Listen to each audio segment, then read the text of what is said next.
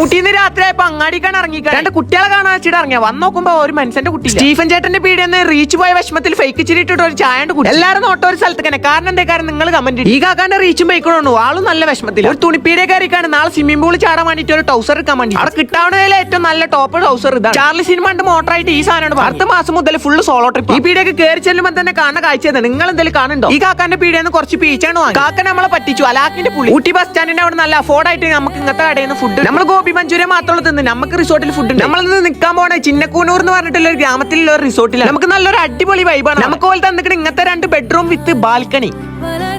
അടിയിറങ്ങി ചെന്നപ്പത്തിന് food ready ആക്കി വെച്ചു ഇതും തിന്നുകാണ്ടിരിക്കുമ്പോൾ അവിടുത്തെ ചങ്ങായി ഈ വീഡിയോ കാണിച്ചു തന്നിട്ട് ഇതൊക്കെ ഇവിടുത്തെ റോട്ടിൽ ഇറങ്ങിയെന്നാണ് ഒന്നും നോക്കില്ല വണ്ടി എടുത്ത് കാണ്ടാണ് ഇറങ്ങി റോട്ടുമൊക്കെ പുലിനെ കാണാൻ പുലി പോയിട്ട് ഒരു അണ്ണാങ്കുഞ്ഞിനെയും കൂടി കണ്ടില്ല ഇപ്പൊ രാത്രി സമയം 12:30 നമ്മൾ റൂമിൽ ചെന്ന് കടന്നുറങ്ങിയാണ്ട്